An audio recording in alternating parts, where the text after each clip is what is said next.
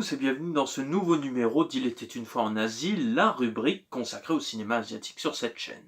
Aujourd'hui, nous allons revenir sur deux films qui sont intimement liés puisque le second est un remake du premier film, à la différence que le premier est un film japonais en animation et que le second est un film sud-coréen réalisé en live action avec des acteurs. Certains les reconnaîtront assez rapidement puisqu'il s'agit de Jinro réalisé par Hiroyuki Okiura en 1999 et le second, Ilang, de Kim Ji-woon, qui est sorti le mois dernier sur Netflix. À l'origine de Jinro, il y a Mamoru Oshii, que vous connaissez très certainement parce qu'il est le réalisateur de Ghost in the Shell en 1995, puis de sa suite Innocence en 2004, mais également pour Avalon, qui est un film très impressionnant encore aujourd'hui, et qui mettait en scène des personnages dans un jeu vidéo en réalité virtuelle, et ce bien avant Ready Player One. Débutant à la fin des années 70 dans le monde de l'animation, Mamoru Oshii s'est notamment illustré sur la série Lamu entre 1981 et 1986, où il a notamment réalisé quelques épisodes, mais également les deux premiers films adaptés de la série. Deux films qui lui ont permis d'enchaîner avec l'OAV L'œuf de l'ange en 1985, puis avec toute la franchise Pat Labor à partir de 1989. À la base, il y a le manga d'Oshii Kerberos Panzer Cop qui a été publié entre 1988 et 2000. Avant Jinro, il a été adapté déjà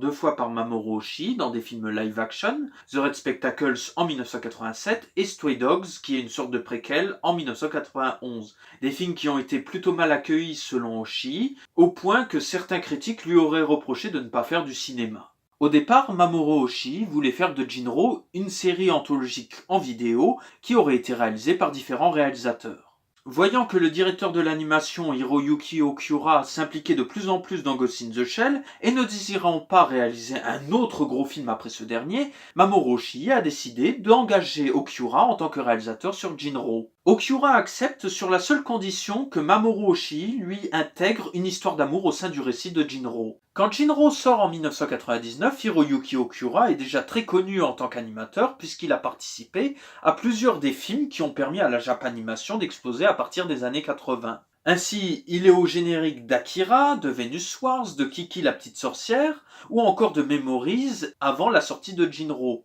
Une activité qu'il a continué d'exercer après Jinro sur des projets comme Cowboy Bebop le film, Metropolis, Your Name, Paprika ou encore le troisième opus de la saga Rebuild of Evangelion.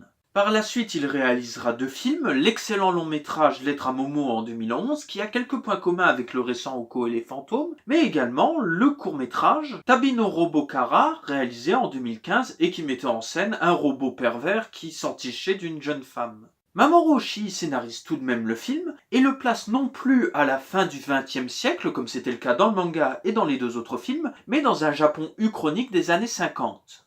Pas d'occupation américaine, mais une occupation de l'Allemagne nazie qui aurait alors gagné la guerre et aurait envahi le Japon. Bien que le film se suit sans déplaisir, Jinro peut avoir un aspect particulièrement confus dû au scénario d'Oshii. En effet, le réalisateur est notamment connu pour faire des récits particulièrement complexes, comme on a pu le voir avec les Ghost in the Shell, ou alors avec Avalon. Des films qui ne sont pas forcément compliqués, mais dont toutes les thématiques et les richesses du récit n'apparaissent peut-être pas à tous les spectateurs. Ceux qui s'attendent à voir beaucoup d'action seront assez étonnés devant plusieurs intrigues d'espionnage ou alors des intrigues beaucoup plus intimes. Là où Ghost in the Shell, par exemple, avait pas mal de scènes d'action qui permettaient justement de compenser cela.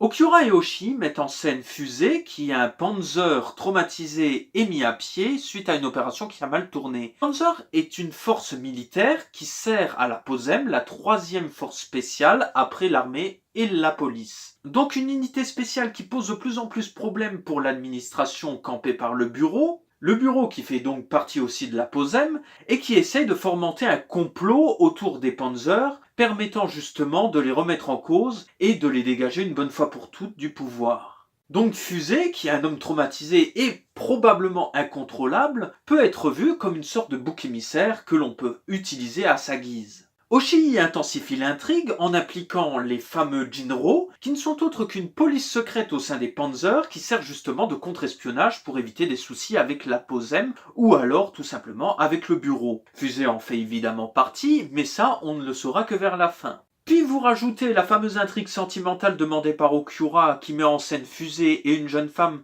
qui se fait passer pour la sœur d'une poseuse de bombes que l'on voit au début. Une intrigue sentimentale qui permet de parler du fameux petit chaperon rouge qui est la source d'inspiration principale de l'histoire, puisque Fusée n'est autre que le loup et la fille le fameux chaperon rouge. L'intrigue sentimentale pourrait paraître secondaire au premier abord, mais il se trouve que c'est le cœur du film.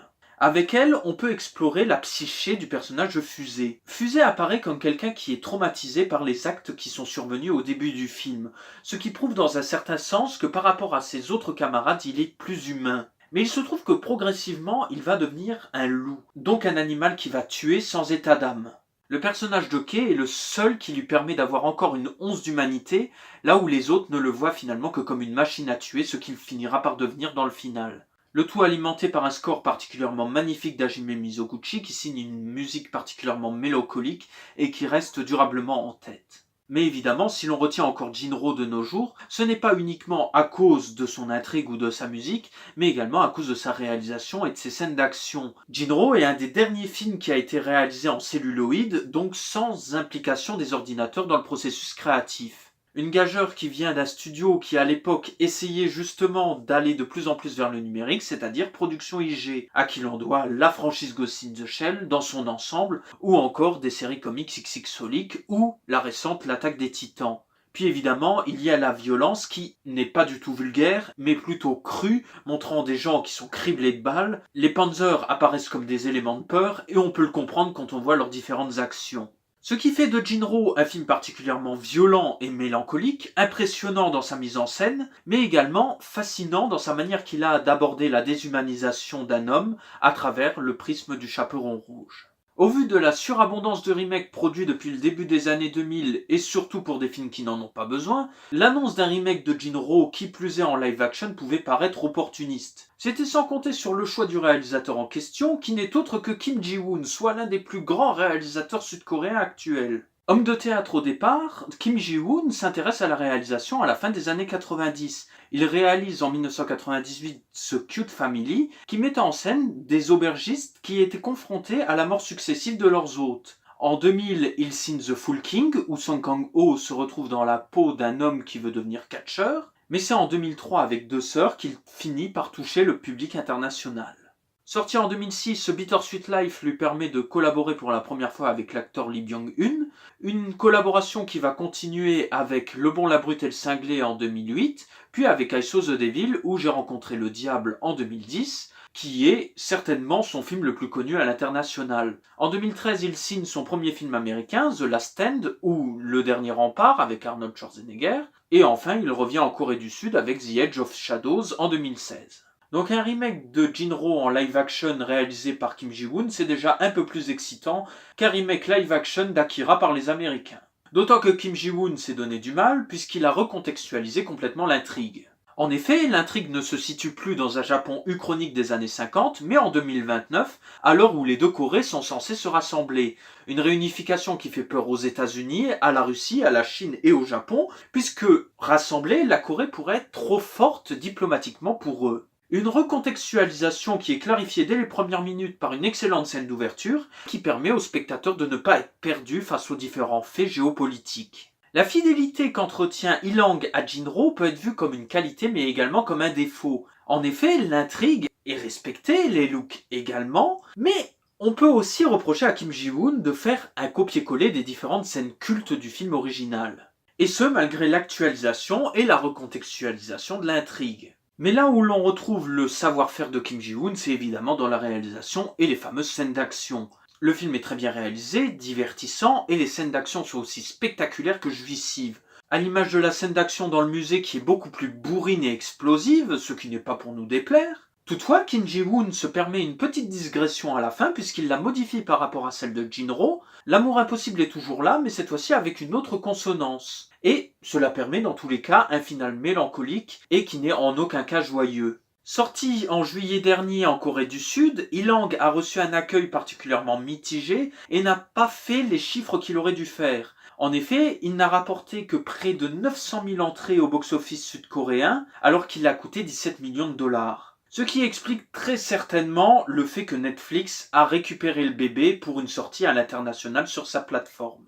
Ce qui n'est pas très grave puisque rappelons que The Edge of Shadows, le précédent film de Kim Ji-woon, était sorti en DTV en France plus d'1 an après sa sortie dans les salles sud-coréennes. Netflix est donc une manière plus accessible de découvrir le dernier grand film d'un réalisateur qui en a encore à revendre. Donc voilà pour ce nouveau numéro d'Il était une fois en Asie, j'espère que cela vous plaira, n'hésitez pas à commenter la vidéo sur Twitter, sur Facebook ou sur YouTube, n'hésitez pas à la partager, à vous abonner à la chaîne, et sur ce, je vous dis à la prochaine.